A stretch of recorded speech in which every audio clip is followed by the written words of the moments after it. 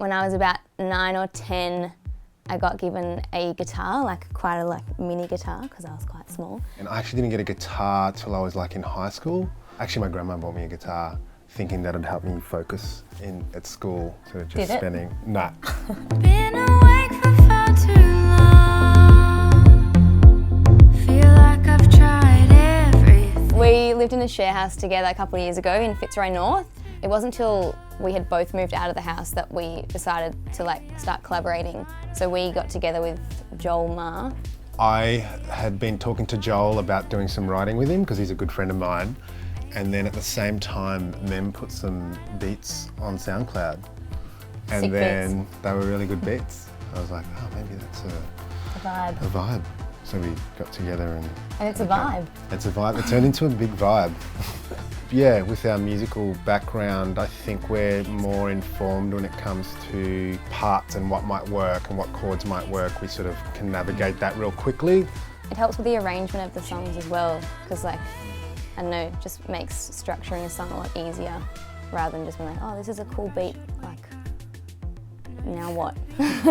So the Arturia Micro Brute it's like a bass synth.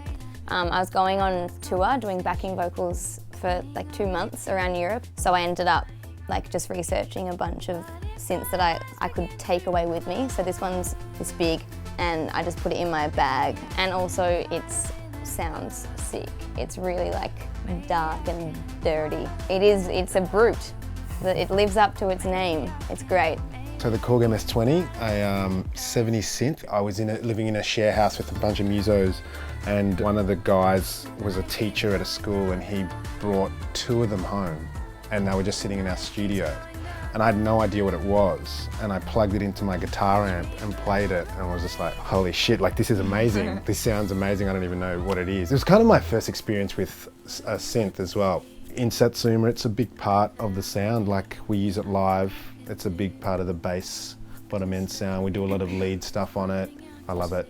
So the Roland Juno 106, I had kind of always been sort of lusting after the Juno keyboards. I think they have this sound that you just can't really find or replicate anywhere else. And yeah, we use that live as well, which sounds great. The MS-20 and the Juno kind of mesh really, really well together. Yeah, I just think it's got a really nice sound and can be pretty temperamental sometimes. It's got a few little issues. It likes to have little tantrums on stage sometimes. That's a bit annoying, but yeah, it's worth it because it sounds really great. The next bit of gear is a Boss DD20 pedal, and they just sound really good. I've played with other delays that people have recommended me, some of the standard ones, and I just know this one, so I'm really into it. And now I use it as an outboard bit of gear as well as live. I've run the Juno through it for a bit of wetness live. The Ableton push controller, we've both got one. I use mine mainly just for doing live samples when we perform. At live we tend to not have to have our laptops near us because we can do most of it from the push, which is great, so we can run the show without having the glowing apple in people's faces, which is good. We always have moments where we're like, oh my God, it can do this. It does everything. So, Ableton and the push have been a pretty fundamental part of how we make music as a production team and a band. So Ableton, give us some gear, please.